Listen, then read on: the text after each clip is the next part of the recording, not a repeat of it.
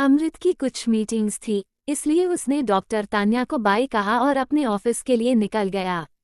वहीं दूसरी तरफ कशिश की चाची घर के बाहर तमाशा कर रही थी। वो झूठ मूठ का रोए जा रही थी।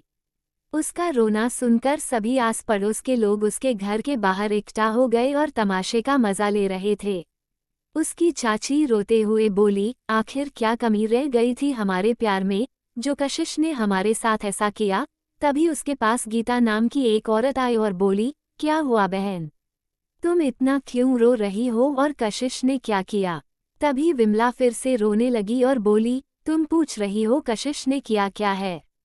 अरे वो बदचलन लड़की किसी लड़के के साथ भाग गई है। वो कल दोपहर की गई, अभी तक घर नहीं आई। अब तुम बताओ बहन, क्या किसी अनाथ को सहारा देना गुनाह था, इसे पालना पोसना गुनाह था, जो उस लड़की ने हमें इतनी बड़ी सजा दी है। हमें कहीं मुंह दिखाने के लायक नहीं छोड़ा। इससे अच्छा तो ये होता कि वो हमें जहर ही दे देती। ऐसे बदनाम होने से तो अच्छा था कि हम मर ही जाते। ऐसे समाज के सामने बदनाम करके किसी लड़के के साथ भाग जाने से तो बेहतर ही था। उद्धरण चिन्ह। तभी उसके पास उसकी अपनी बेटी आकर बैठी, जो लगभग 16 साल की थी। उसका नाम श्रेया था। वो अपनी माँ के कंधे पर हाथ रखते हुए बोली, माँ ये आप क्या कह रही है, वो भी कशिश दीदी के बारे में। वो कभी ऐसा नहीं कर सकती। प्लीज आप ये सब तमाशा बंद कर दो। उद्धरण चिन्ह। तभी विमला उसे अपनी आंखें दिखाते हुए बोली, चुपचाप से अंदर जाओ और कोई जरूरत नहीं इन बातों पर ज्यादा ध्यान देने की, समझ गई तुम। चल जा अब यहाँ से। उसकी डांट सुन श्रेया उठी और रोहित को लेकर अंदर चली गई। उन दोनों ही भाई बहनों की आंखों में आंसू थे, क्योंकि उन्हें पता था उनकी कशिश दीदी कभी ऐसा कर ही नहीं सकती थी। वो दोनों घर के अंदर आए तो रोहित रोते हुए बोला, श्रेया दीदी, कशिश दीदी कहाँ है, वो ठीक तो होंगी ना। ये माँ ऐसा क्यों कह रही है कि वो किसी लड़के के साथ भाग गई है। तभी श्रेया उसे समझाते हुए बोली, रोहित श्रेया दीदी कहीं नहीं गई है, माँ तो झूठ बोल रही है, हम अपनी कशिश दीदी को जानते हैं ना। उसकी बात सुन रोहित ने अपना सिर हाँ में हिला दिया। तो वही बाहर अभी भी विमला का रोना धोना चालू था। उसने तो पूरी तरह से कशिश को बदनाम करके रख दिया था। सभी औरतें आपस में बातें कर रही थी। एक औरत बोली, भला कोई अंदाजा लगा सकता था कि वो लड़की ऐसा काम करेगी, जो रास्ते पर भी नजरें झुकाए रखती थी, किसी से बात तक नहीं करती थी। अगर उसकी चाची ना बताती आज, तो हम उसे हमेशा मासूम ही समझते। तभी दूसरी औरत बोली, मुझे तो पहले से ही शक था कि आखिर कोई लड़की इतनी शरीफ कैसे हो सकती है, वो भी आजकल के जमाने में। लेकिन आज पता चली सच्चाई कि कितनी शरीफ थी। तभी उनकी बात सुन एक और औरत बोली, जो कशिश के घर के बगल में ही रहती थी, अरे बहन, इस विमला रानी को भी कोई शरीफ मत समझो। उस बेचारी लड़की पर बड़ा जुल्म किया करती थी। घर का सारा काम करने के बाद भी वो कशिश को मारती थी, उसे गालियां देती थी। तभी उसकी बात पर वो औरत बोली, इसका मतलब ये थोड़ी है कि किसी लड़के के साथ ही भाग जाए, आखिर अपने चाचा का ही मुंह देखकर ऐसा कदम नहीं उठाती। उन औरतों की बात सुन वो औरत जो कशिश का साथ दे रही थी, वो चुप हो गई। वो उनकी पड़ोसन थी तो उसे कशिश के घर में क्या चल रहा है पता चल जाता था। लेकिन वो उन औरतों से कुछ नहीं बोली। आखिर कशिश की चाची कशिश को बदनाम करने में कामयाब हो चुकी थी। तो वही दूसरी तरफ शाम का वक्त, कशिश को धीरे धीरे होश आया। डॉक्टर तान्या उसके पास ही बैठी हुई थी, क्योंकि अमृत ने उसे उसका खास ध्यान रखने के लिए कहा था। तभी कशिश को होश में आते देख तान्या ने उसके हाथ पर अपना हाथ रखा और उससे शांत करवाते हुए धीरे धीरे और बेहद प्यार से बोली, बिल्कुल मत डरना, ये मैं हूँ डॉक्टर। मेरे होते हुए तुम्हें कोई नहीं छुएगा, तुम मेरी तरफ देखो, तुम बिल्कुल सेफ हो। उद्धरण चिन्ह। इस बार कशिश ने कुछ नहीं किया, क्योंकि उसका पूरा सर दर्द से फट रहा था। ऊपर से उसे बहुत कमजोरी महसूस हो रही थी। उसके पास अब चीखने चिल्लाने के लिए ताकत ही नहीं बची थी। उसने अपना सर पकड़ते हुए डॉक्टर तान्या की तरफ देखा। तभी डॉक्टर तान्या उसे शांत करते हुए बोली, क्या हुआ तुम्हें, सर दर्द हो रहा है क्या।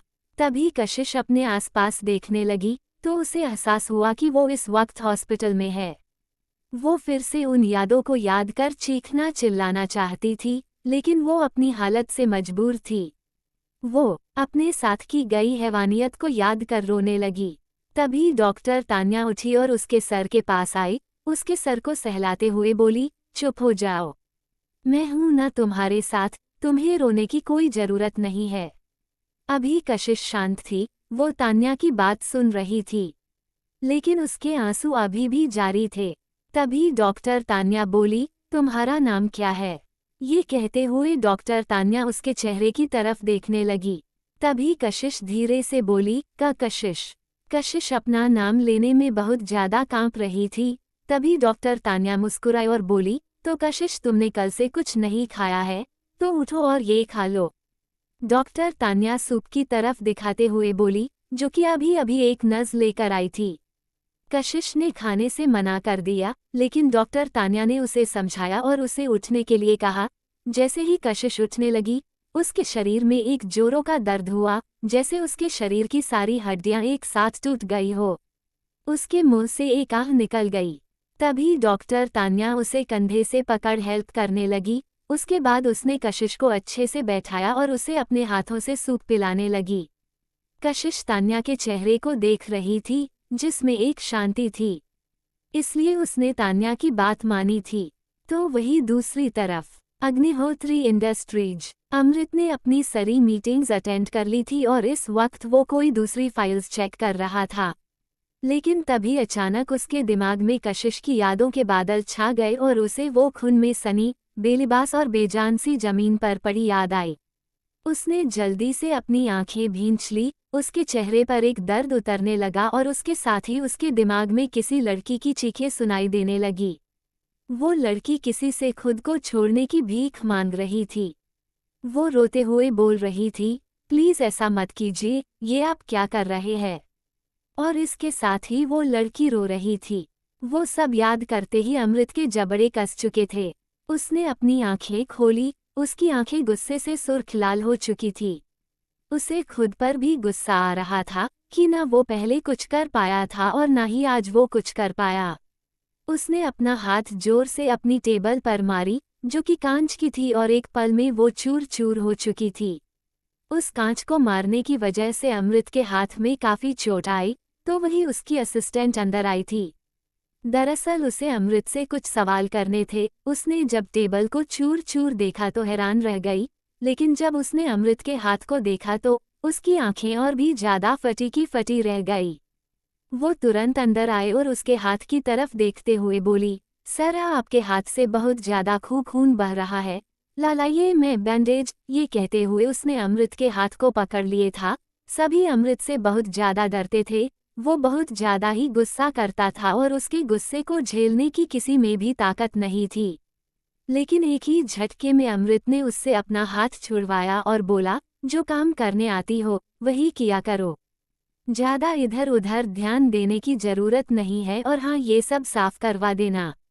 इतना कहकर अमृत ऑफिस से निकल गया और उसके हाथों से बहता खून पूरे ऑफिस में गिर रहा था। उसके हाथ में काफी ज्यादा गहरी चोट लगी थी, जिसका अमृत के अलावा सबको एहसास हो रहा था। आगे जारी है। आखिर ऐसा कौन सा दर्द है अमृत के सीने में जो उसे अपनी जिस्मानी दर्दों से कोई फर्क ही नहीं पड़ता? जानने के लिए सुनते रहिए बदकिरदार। लाइक शेयर सब्सक्राइब जरूर करें और आपको स्टोरी कैसी लगी कमेंट करके जरूर बताएं।